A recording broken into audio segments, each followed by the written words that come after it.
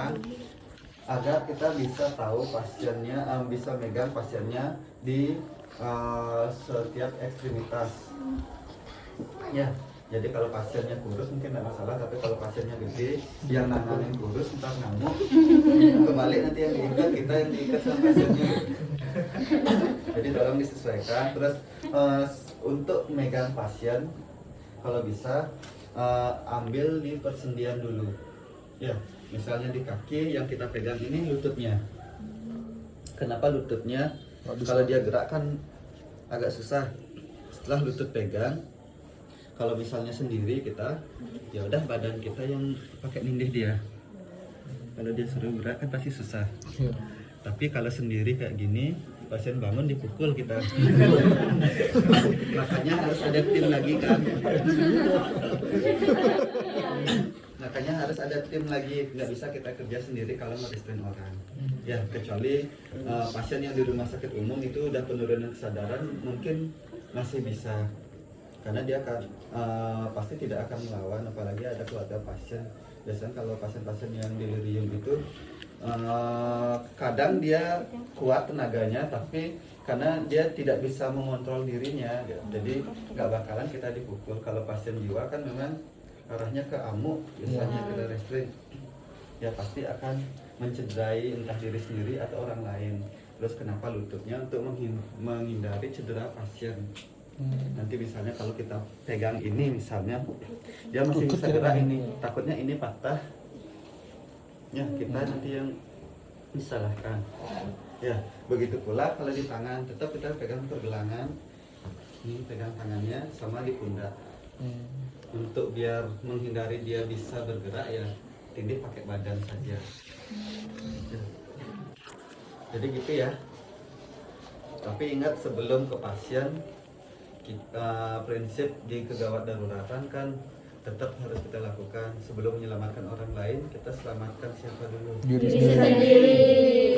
Itu kita selamatkan diri dulu. Kira-kira apa yang memungkinkan bisa mencederai diri kita? Siapa tahu kita masih bawa pulpen di sini atau masih pakai kacamata. Ntar kacamatanya itu ditarik kacamata kita, kan kita yang panik jadinya, atau pulpen nanti diambil buat baca kita lah. Itu kita selamatkan dulu, kira-kira yang tidak membahayakan kita dan pasien. Ya. Lanjut, anggaplah pasien sudah ada yang megang. Ini saya contohkan pakai ini dulu ya. Ini bantalannya. Jadi kita ikat pasien di sini. Ya.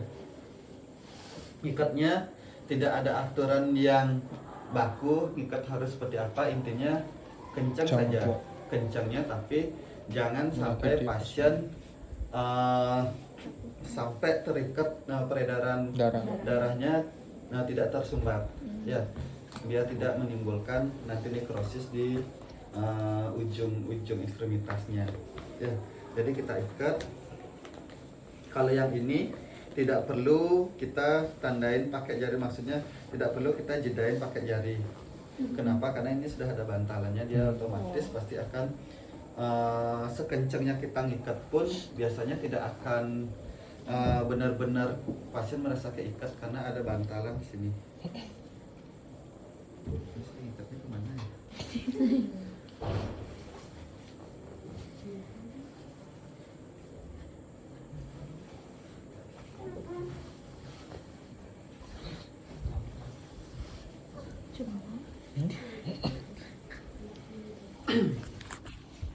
Kalau ini sebenarnya sekencang-kencangnya sih tidak masalah ya.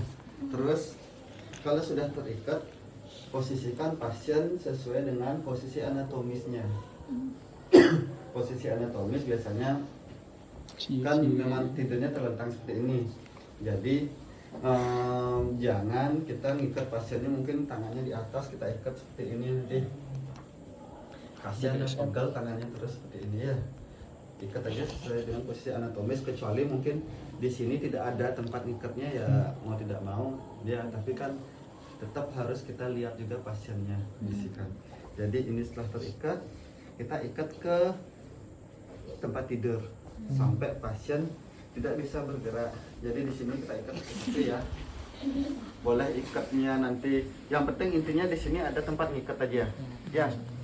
Mau ngikatnya di sini boleh, ini kan sudah ada sebenarnya tempat ikat. Nah, kalau motifnya. Tapi kalau saya lebih suka ikatnya di tempat tidur di bawah agar pasien itu dalam kondisi anatomisnya dia. Ya. Nah, lanjut yang tidak ada kegiatan ikat temannya juga.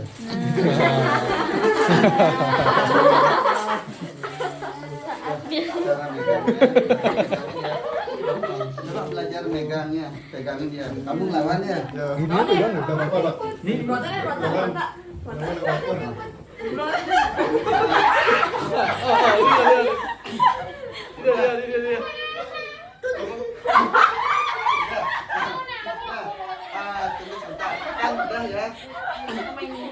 itu tadi ketika Pak temannya berusaha melawan, tolong nanti di sini ini ketika megang tindih aja pakai badan. Kalau terus pegang ini nanti risiko nanti cedera. Tidak Pak, apa berontak? Tidak Bang, tidak.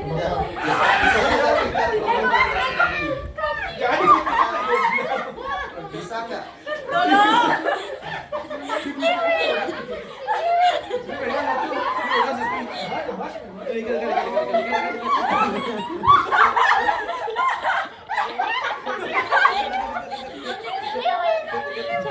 Bahunya pegang nah. Sama ininya, ini. Berontak lagi.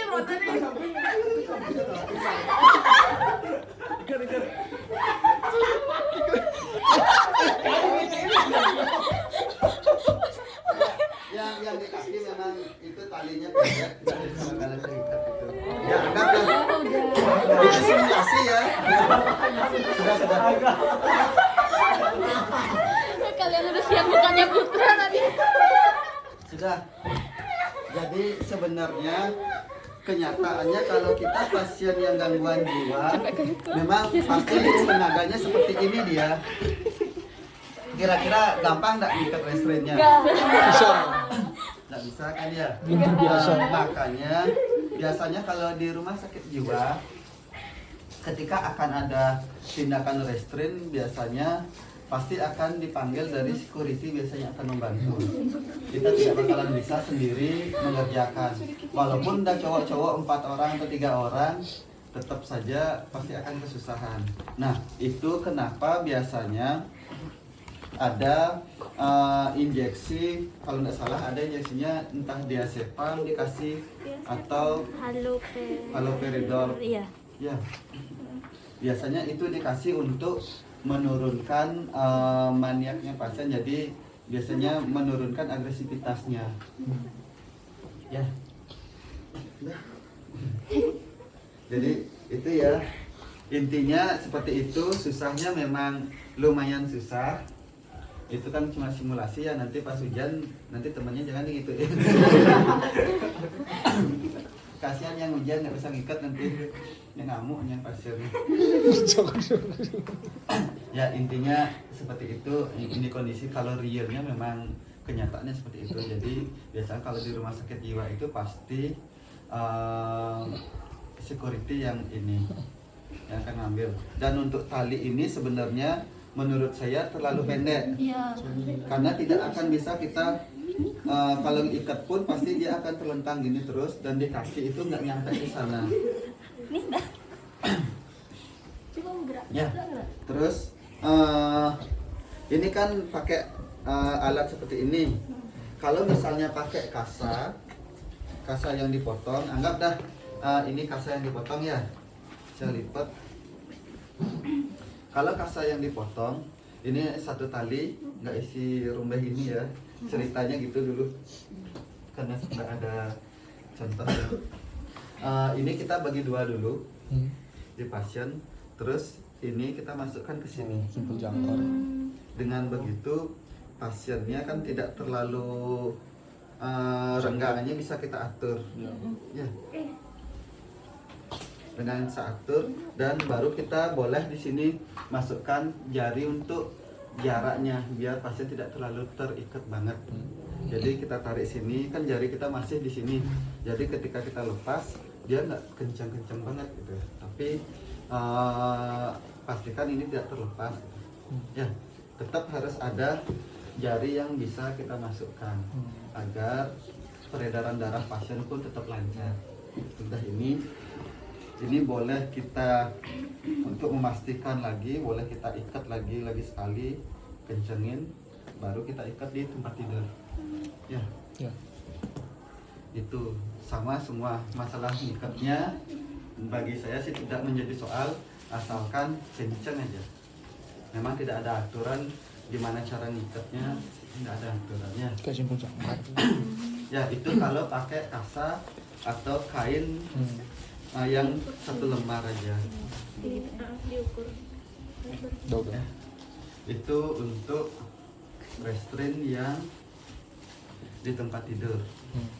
Itu biasanya kita lakukan pada pasien gangguan jiwa, terus pasien-pasien yang di rumah sakit umum mungkin penurunan kesadaran, ataupun mungkin tapi kalau bayi sih jarang, pada anak-anak biasanya yang memang pasang impulsnya. Tapi kalau biasanya kalau anak-anak kita nggak sampai di restrain seperti itu, dia trauma nanti. Biasanya paling impulsnya yang kita tutup biar nggak kelihatan. Sudah, itu yang satu. Yang kedua ada restrain dalam bentuk baju.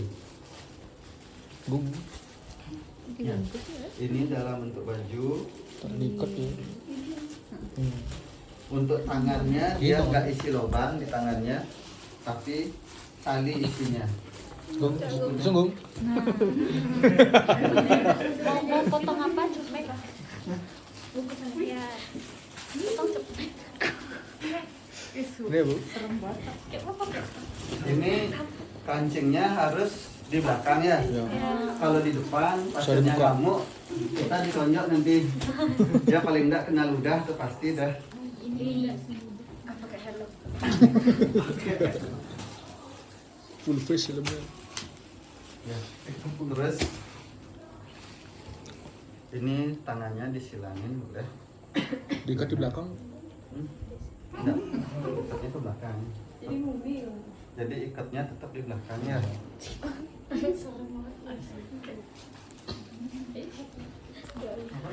Coba pokrek lu, Gung. Coba ditarik, bisa nggak? Bisa. Ini belum saya kencengin ya. Jadi ikatnya di sini harus kenceng. Kencengin aja. Di belakangnya. Ikat mati lu. Ikat mati kalau yang.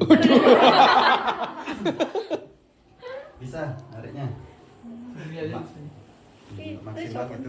Ini sebenarnya untuk pasien-pasien yang masih diperkenankan untuk beraktivitas, maksudnya bisa jalan tapi biar tidak mengganggu temannya. Tapi biasanya sih tetap di ruang isolasi. Malam-malam lompat suram ya. Biasanya masih tetap di ruang isolasi, pasti yang pakaian ini tetap masih dalam satu ruangan. Sebenarnya untuk menghindari pasien yang mencederai diri, terus pada pasien-pasien yang tetanus suicide, percobaan bunuh diri biasanya ini pakai. Kita main susah.